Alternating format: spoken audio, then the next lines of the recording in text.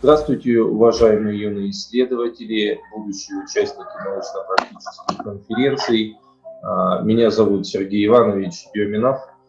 Сегодня я хотел бы предоставить вам обзор научно-исследовательской работы Дьяконова Николая, ученика 4 класса Лигойской СОЖ с углубленным изучением отдельных предметов. Его проект называется «Робот ППБК-1», помощник приготовления национального блюда кюрче. Прошу прощения, если вдруг неправильно произношу. Мне перед записью видео были направлены презентация, видеоролик, а также бумажная версия проекта. Хочется начать с презентации. Презентация довольно интересная. Первый слайд у нас правильно представлено название работы, расшифровка, то есть ППБК-1 это как раз помощник приготовления национального блюда, то есть здесь в названии, в сокращении уже кроется название проекта, и это правильно. Также на основном слайде указан автор проекта Дьяконов Николай, ученик 4 класса. Я единственное хотел бы посоветовать, наверное, писать официально, то есть Николай, а не Коля, если, конечно, не именно так указано там в свидетельстве о рождении.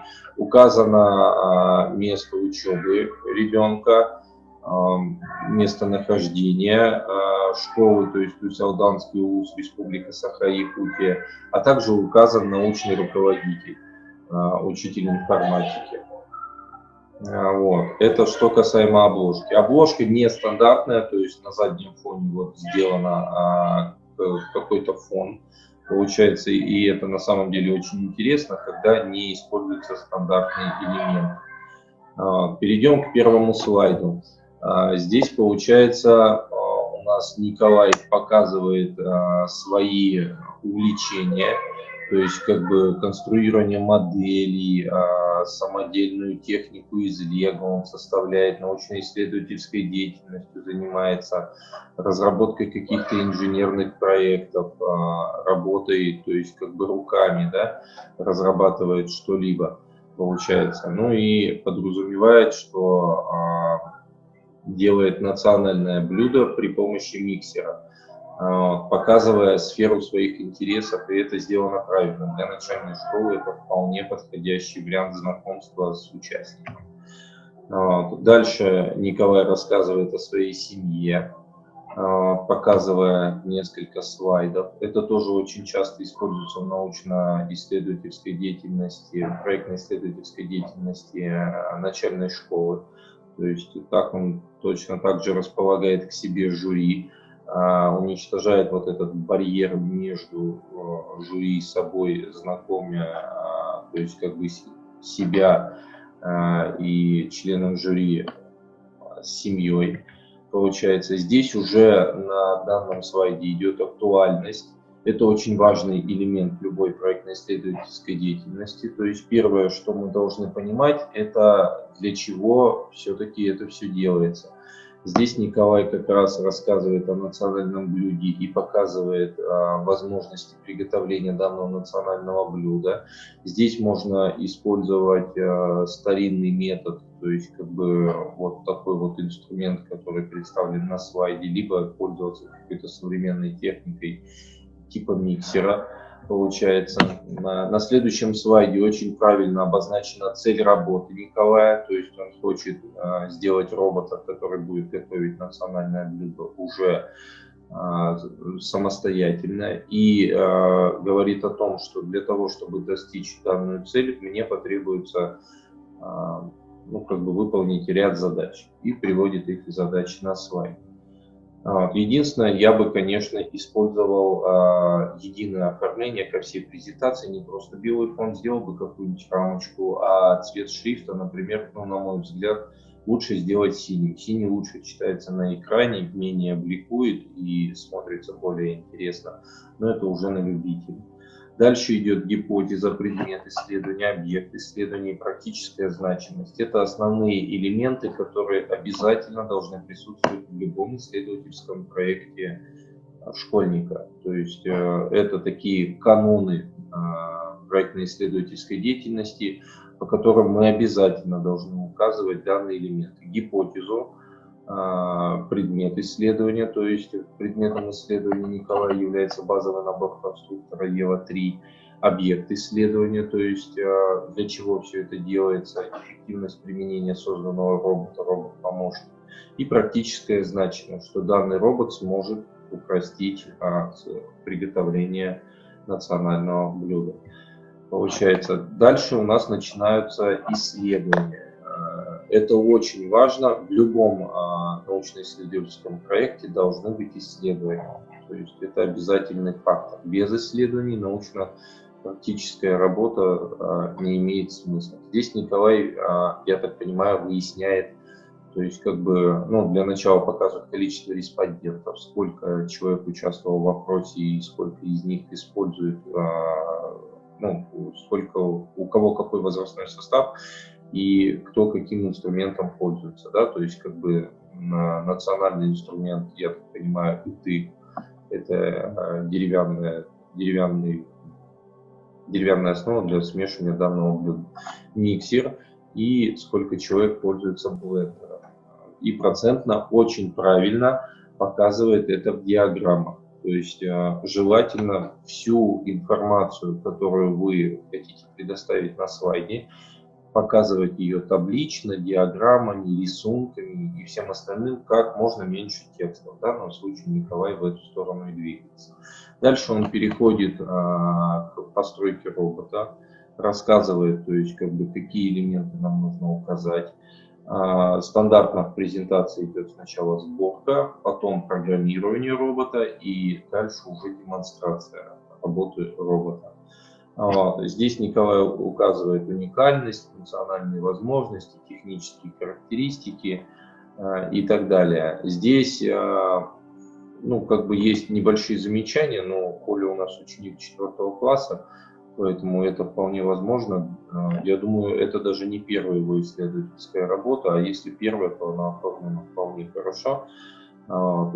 Уникальность нужно, получается, больше делать упор на то, что робот, например, уникален по конструкции и ему нет равных, и то, что он приготавливает это блюдо, например, быстрее или делает этот процесс максимально автоматизированным, не портя блюдо. Потому что я, например, понимаю, что если использовать блендер или миксер, блюдо все равно получается не таким, как использовать стандартные инструменты быта для приготовления данного блюда. И здесь, если поставить на роботе небольшую скорость, то блюдо получится, наверное, максимально похожим на оригинал.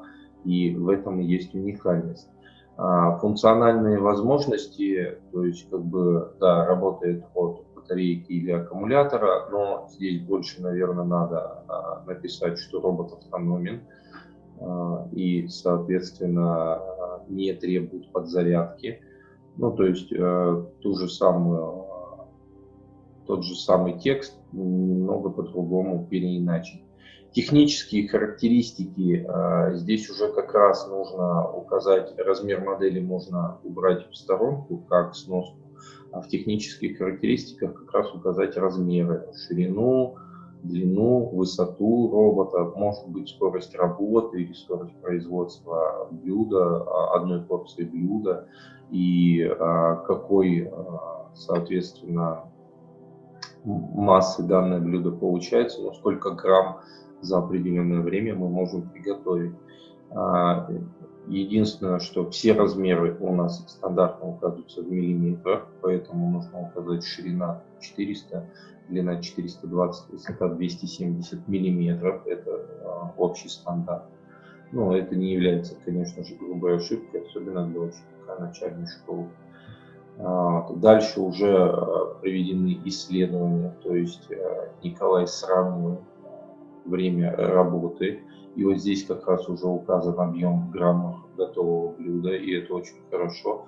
Выполнено это таблично. Единственное, я эту табличку сделал бы какими-нибудь яркими цветами, может быть, пометил, ну, разделил заголовки и, например, оптимальное время, самое быстрое приготовление или какие-то вещи, которые недопустимы. Ну, то есть, к примеру, вот с применением блендера как раз написано, что блюдо не похоже на классический керчек, получается, а с применением робота, то есть как бы вполне получается, я так понимаю, ну, хорошо и именно похоже на основное блюдо. Вот. Здесь уже представлен вот такой вот график по времени. Вот так отображать как раз таки вот эти два слайда по сути дублируют друг друга. Единственное, на этом слайде Николай указывает недостатки каждого из способов, а здесь уже указывает время.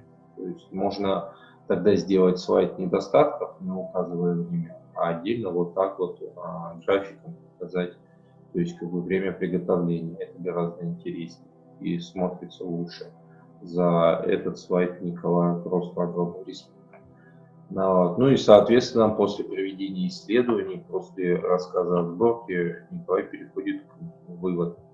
Выводы или заключения, получается. То есть в конце обычно пишется заключение, что в ходе исследовательской работы мне там удалось создать робота, который работает автономно при помощи батареек или аккумулятора и приготавливает стандартное блюдо за такое-то время.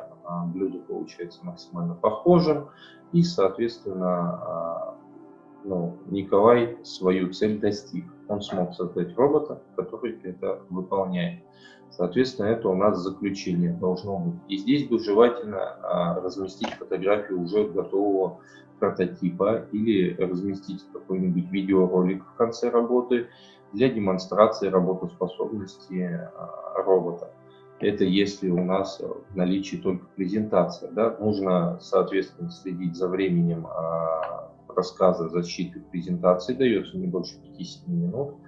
И если время останется, то можно перейти к демонстрации ролика в конце. Ну и Николай правильно сделал, указал последним слайдом список использованной литературы. Стоит отметить, что в списке литературы обычно, если мы делаем роботов из Лего, а в начальной школе это очень популярно, обычно присутствуют только интернет-источники, которые ссылаются на состав набора или на инструкцию по сборке, или на какие-нибудь секреты передачи движения, то есть использование там каких-то определенных шестеренок. Вот. А здесь у Николая указаны также, соответственно, бумажные литературные источники, и это очень правильно. То есть обязательно в используемой литературе должны быть бумажные книги. Здесь он больше изучает историю своего народа, а не именно конструкцию робота, но это тоже обязательно нужно в данной исследовательской работе, получается. Поэтому вот он указывает в списке литературы как бумажные носители, так, соответственно, и дает ссылки на какие-нибудь разработки, на какие-нибудь схемы или какие-либо учебники в электронном виде. И, соответственно, Николай очень правильно сделал, в списке литературы должно быть не менее 5 источников. Он, соответственно, это полностью соблюдал. Вот. Единственное, ну, выводы по презентации, сделать ее более яркой, красочной, сделать какие-то рамочки, какое-нибудь оформление, связанное с роботами, или, может быть, то есть, как бы что-то, какой-нибудь задний фон. Вот. Соответственно, ну, можно использовать другой цвет шрифта, получается, текста, чтобы, соответственно, смотрелось немного более интересно на белом фоне. И хотелось бы ну, добавить пару слайдов, то есть один слайд может быть о сборке, как Николай это собирал. Понятно, что со стороны это фотографировать очень сложно, вы очень увлечены этим процессом сборки, и вас интересует конечный результат, и вас абсолютно не интересует, как вы это собирали в плане там фотографий. Но человеку, эксперту, который смотрит вашу работу, ему как раз очень интересно, как же вы это сделали, как вам это удалось, то есть, как вы к конструкции данной пришли. По этой теме, скорее всего, будет очень много вопросов, будет просьба продемонстрировать работоспособность. Поэтому лучше попросить родителей или друзей, чтобы они вас со стороны во время творческого процесса сборки фотографировали. Может быть, у Николая есть какая-то уникальная программа, по которой работает данный робот. То есть время приготовления Николай выяснил, да, может у него робот взбивает данный продукт определенное время и останавливается, не нужно засекать секундомер, к примеру, и контролировать время. Может быть, программа какая-то уникальная, там, использование нескольких сервомоторов в разных плоскостях, которые добавляет, то есть, как вот этот объем блюда, да. И хотелось бы добавить слайд с программным обеспечением, где бы Николай сказал, что вот я сделал там простенькую программу, или моя программа является уникальной, вот смотрите, и скриншот программы из ноутбука получается. И, соответственно, конечно же, хочется видеть конечный продукт в конце, в заключении, или какую-нибудь демонстрацию видеоролика. Дело в том, что Николай вместе с презентацией прислал также бумажную версию работы, которая обязательно должна присутствовать и включать все элементы: актуальность, значимость, задачи, гипотезу, цель, предмет, объект исследования и так далее, теоретическую часть. Все это у Николая есть, все это оформлено достойно. Тоже не хватает нескольких элементов сборки, именно фотографии, то есть сам процесс сборки расписан и очень хорошо сделан, процесс исследований и все остальное, единственное, не хватает визуализации фото. Вот. Но в данном случае Николай вместе с работой, с презентацией бумажной версии прислал видеоролик, где он как раз защищает свой проект, стоя у доски, защищая его по презентации, и в конце производит демонстрацию работоспособности своего робота. Это абсолютно правильно. Вот. Я бы предложил ему сделать отдельный маленький ролик о демонстрации и, соответственно, после презентации включать данную демонстрацию. Сейчас у нас период пандемии, получается, и практически все конференции проходят в заочном формате, в формате онлайн. Вот, и, соответственно, защиту приходится либо направлять видеороликом, либо связываться по каким-то, соответственно, ресурсам типа Skype или Zoom, получается. Поэтому Николай, соответственно, отправил видеоролик своей работы.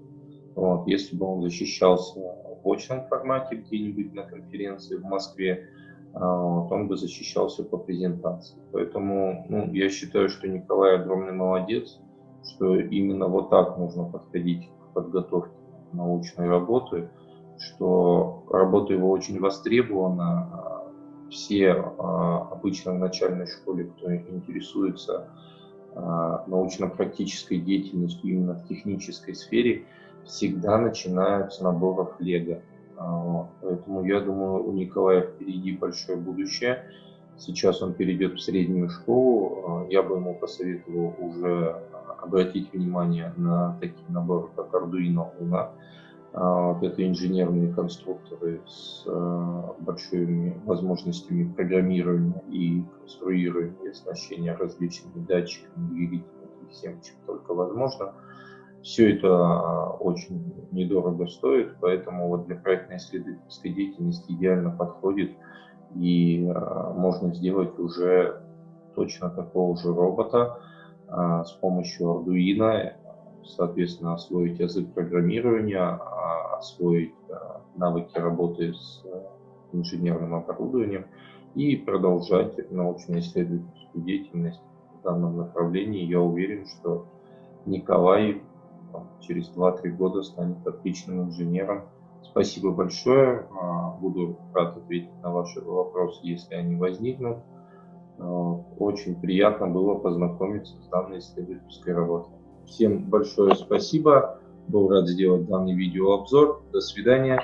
Подписывайтесь на наш YouTube-канал «Школа юного исследователя». Там вы можете оставить свои комментарии и пожелания.